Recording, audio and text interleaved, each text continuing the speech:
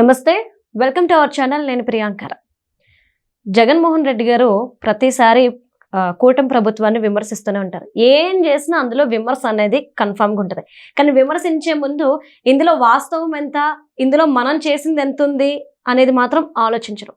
ఎందుకు ఈరోజు ఈ విషయం గురించి మనం మాట్లాడుకుంటున్నామంటే పీపీపీ ఈ ప్రొసీజర్కి సంబంధించి విష ప్రచారం చాలాసార్లు చేశారు. సాక్షి ఛానల్ కావచ్చు, జగన్మోహన్ రెడ్డి గారు అండ్ కో టీం కావచ్చు. ఆయన తీసుకొచ్చిన ఒక జీవోని ఇంప్లిమెంట్ చేస్తే దాని మీద కూడా విష ప్రచారం చేస్తుంది సాక్షి ఛానల్. చంద్రబాబు నాయుడు గారు విద్యార్థుల జీవితాలతో ఆడుకుంటున్నారు, మెడికల్ పీజీ విద్యార్థుల జీవితాలతో ఆడుకుంటున్నారు. రేట్లు కాలేజ్ ఫీజులు పెంచేశారు, 29 లక్షలు 39 లక్షలు అని చెప్పేసి అంటున్నారు. మరి అసలు జగన్మోహన్ రెడ్డి గారే ఈ జీవో తీసుకొచ్చారు అన్న విషయం సాక్షి మర్చిపోయిందో లేదంటే కప్పుపుచ్చే ప్రయత్నం చేస్తుందో ఎవరికి తెలియదు. సో అసలు ఆ జీవోలో ఏముంది, ఇప్పుడు ఈ కూటమి ప్రభుత్వం తీసుకొచ్చిన దాంట్లో ఏముంది అనేది మనం తెలుసుకుందాం. మనతో మాట్లాడడానికి ప్రముఖ పొలిటికల్ అనలిస్ట్ అప్పసాని రాజేష్ గారు ఉన్నారు. ఆయనతో మాట్లాడతాం. నమస్కారం సార్. నమస్కారం సార్. ఇప్పటి వరకు గవర్నమెంట్ కాలేజెస్లో కేటగిరీస్ ఉంటాయని మాకు తెలీదు. ఫస్ట్ టైం మేము వింటున్నాము, అది కూడా జగన్మోహన్ రెడ్డి గారు తీసుకొచ్చారు. మళ్ళీ ఇందులోనూ ప్రచారం ఏంటంటే ఆయన తీసుకొచ్చిన జీవోని బేస్ చేసుకొని ఇప్పుడు పీపీపీ మోడ్లో ఫీజులు అనేవి డిక్లేర్ చేస్తే దీని మీద కూడా విష ప్రచారం 29 లక్షలు పెట్టారు పీజీకి, 39 లక్షలు పెట్టారు పీజీకి అని. మరి ఎందుకు జగన్మోహన్ రెడ్డి గారు తీసుకొచ్చిన జీవో ఇది, ఇందులో ఇది ఉంది అని చెప్పేసి ఎందుకు సాక్షి చెప్పట్లేదు? సహజంగానే జగన్మోహన్ రెడ్డి గారి రాజకీయ ప్రత్యర్థులైనా జగన్మోహన్ రెడ్డి గారి చేత దాడికి గురయ్యే, అంటే ఆయనకు ఒక సోషల్ మీడియా ఉంది, ఆయనకు ఒక సొంత మీడియా ఉంది, ఆయన పెంచి పోషిస్తున్న కిరాయి మీడియాలు ఉన్నాయి. వాటిల్లో ఆయన సాక్షి పత్రిక ద్వారా రాసే వార్తల్లో నిజమెంత అని చెప్పని చెప్పాలనుకున్నప్పుడు ప్రెస్ మీట్లో చాలా సందర్భాల్లో సాక్షి గురించి ప్రస్తావిస్తూ జగన్మోహన్ రెడ్డి గారి మీడియా గురించి ప్రస్తావిస్తే ఏం చెప్తారు అని అంటే, ఆ రోజు వారం, ఆ రోజు డేట్ తప్ప సాక్షిలో రాసే అన్ని అబద్ధాలేనని చెప్పని చెప్తారు. వాళ్ళ ఇంట్లో వాళ్ళ చిన్నాన్న దారుణ హత్యకు గురైతే దాన్ని నారాసుర రక్త చరిత్ర అని చెప్పని చంద్రబాబు నాయుడు గారికి ఆపాదించడం, ఆయన గొడ్డలతో నరకబడి చంపబడితే వాళ్ళ మీడియాలో అది హార్ట్ అటాక్తో మరణం అని చెప్పని ప్రసారం చేయటం, అలాగే ఆయనకి గులకరాయి తగిలిందో ఏం తగిలి ఇక్కడ దూక్కుపోయిందో తెలియదు, కానీ మరుసటి రోజు సాక్షిలో మాత్రం మాటు వేసి మట్టు పెట్టే ప్రయత్నం చేశారు అని చెప్పని బ్యానర్ ఐటమ్. జగన్మోహన్ రెడ్డి గారిని ఎవడో పిల్లవాడంట, తర్వాత అరెస్ట్ చేశారు కదా వాడిని, సతీష్ అనే పిల్లవాడిని. వాడు మైనర్ బాలుడు.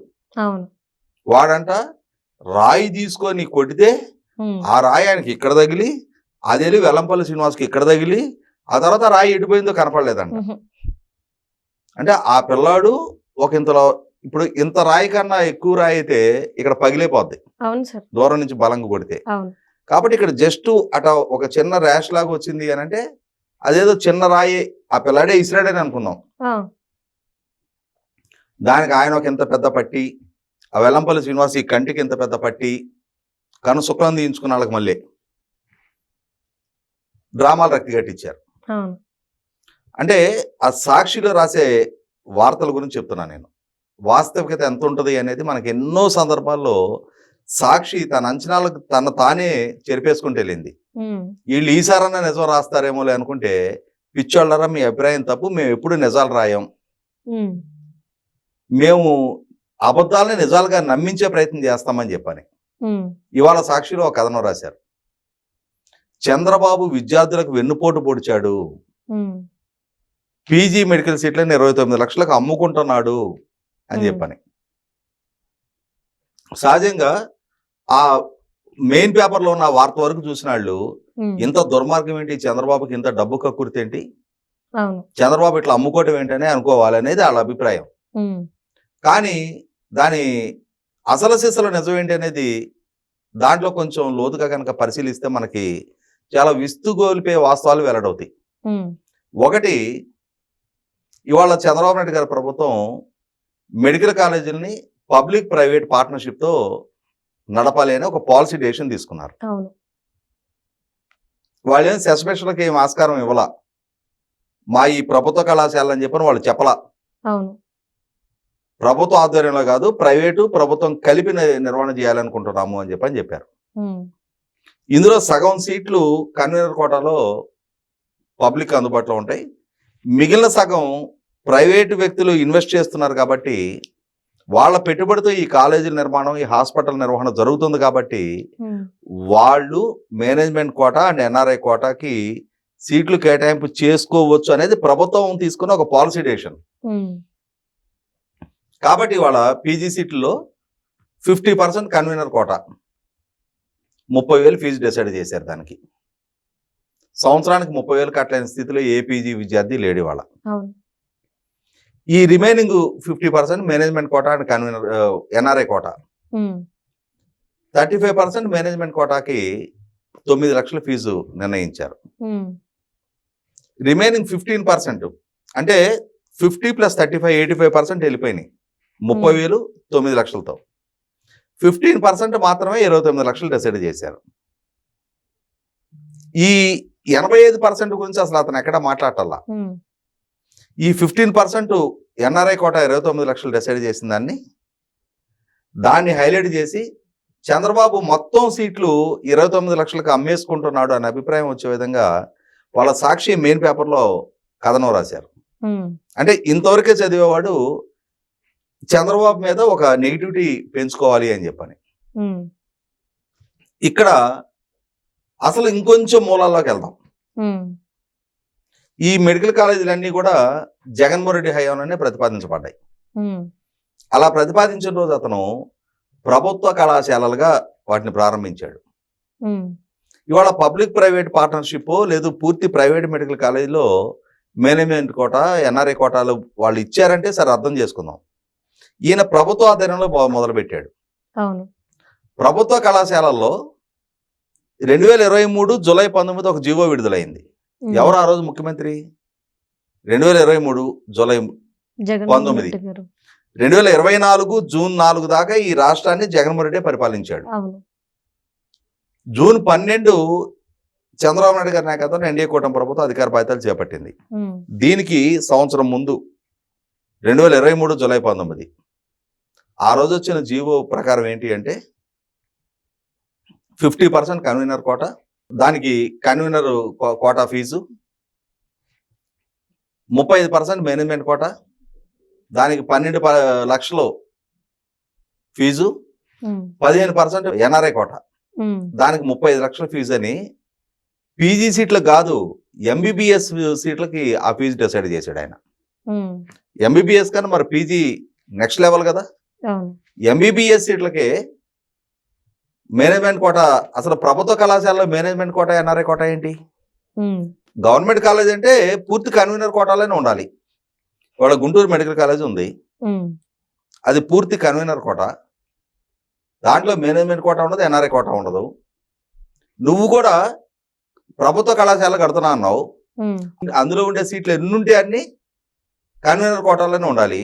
కానీ నువ్వు కడుతున్న ప్రభుత్వ కళాశాలల్లో 50% కన్వీనర్ కోటా, మిగిలిన 50%లో 35% మేనేజ్మెంట్ కోటా, 15% ఎన్ఆర్ఐ కోటా అని చెప్పని ఆ జీవో తెచ్చిన మతలబ్ ఏంటి? ఇవాళ చంద్రబాబు నాయుడు గారు పబ్లిక్ ప్రైవేట్ పార్ట్నర్షిప్ అంటూ 50% మేనేజ్మెంట్ అండ్ ఎన్ఆర్ఐ కోటాకి ఇచ్చాడంటే సరే అర్థం చేసుకుందాం. నువ్వు నేను ప్రభుత్వ కళాశాలలు అంటున్నావు కదా, ప్రభుత్వ కళాశాలలో ఈ జీవో ఎందుకు తెచ్చావు? పైగా ఎంబీబీఎస్ కి 12 లక్షలు 35 లక్షల ఫీజు నువ్వు డిసైడ్ చేసావు. వీళ్ళు వాళ్ళ పీజీకి 9 లక్షలు 29 లక్షలు పెట్టారు. నువ్వు 35 లక్షలు నువ్వు జీవో ఇస్తేనేమో అది పేద జన ఉద్ధరణ కోసమా, విద్యార్థులకి మేలా? ఇవాళ వీళ్ళు ప్రైవేటు పార్ట్నర్షిప్ తో నిర్మాణం చేస్తూ ఆ ప్రైవేటు పార్ట్నర్షిప్ కాలేజీలో 15% 29 లక్షలు వీళ్ళు చెప్తేనేమో ఇది విద్యార్థులకు వెన్నుపోట. ఏంటి డబల్ డోల్కి స్టేట్మెంట్లు మిస్టర్ జగన్మోహన్ రెడ్డి? అంటే సాక్షిలో ఏది రాసినా నువ్వు ఏది చెప్పినా దాన్నే నమ్ముతారులే, దాన్నే ప్రజలు విశ్వాసంలోకి తీసుకొని 2019కి ముందు ఎలా అయితే నువ్వు ఈ నంది అంటే నంది, పంది అంటే పంది అని చెప్పి నమ్మిన ప్రజలు నీకు 2019లో అధికారం కట్టబెట్టారో, రేపు 29 నాటికి కూడా నేను ఈ అబద్ధాలతోటే ఇలానే ప్రచారం చేస్తా, ఈ అబద్ధాలతోటే ప్రజలు మళ్ళీ నాకు చేరువ చేసుకుంటా అని చెప్పని భ్రమల్లో భ్రాంతిలో నువ్వు బతుకుతున్నావు మిస్టర్ జగన్మోహన్ రెడ్డి. మొట్టమొదటి ఆ భ్రమల నుంచి భ్రాంతి నుంచి బయటికి రా. వాటి నుంచి బయటకు వచ్చి కన్స్ట్రక్టివ్ క్రిటిసిజం చేస్తే ప్రజల పరిగణలోకి తీసుకుంటారు. అంతే తప్ప నువ్వు తీసుకొచ్చిన జీవో, నువ్వు అమలు చేసిన పాలసీ, ఇవాళ తర్వాత వచ్చిన ప్రభుత్వం వాళ్ళు పబ్లిక్ ప్రైవేట్ పార్ట్నర్షిప్ మోడ్లో కూడా అదే పాలసీని వాళ్ళు అడాప్ట్ చేసుకుంటే దానికి కూడా కోడిగుడ్డు మీద ఏకలు బీకినట్టుగా, మోకాలకి బొడిగుండికి ముడేసినట్టుగా ఈ విధమైన విమర్శలు చేస్తే ఇవి ప్రజలు ఎల్లకాలం పరిగణలోకి తీసుకోరు. ఎందుకంటే ప్రజలకు ఎంతటి రాజకీయ చైతన్యం ఉంది అనేది 2024 మే 13 వాళ్ళు ప్రదర్శించారు. అయినా సరే ప్రజల రాజకీయ చైతన్యాన్ని తక్కువగా అంచనా వేసుకొని నువ్వే ఈ విధమైన పిల్లి మొగ్గలు కుప్పిగంతులు వేస్తున్నావు. మరొకసారి ఇంకొక 2024 నాటి జూన్ 4 నాటి అనుభవమే ఎదుర్కోవడానికి సిద్ధంగా ఉండు. Thank you so much sir.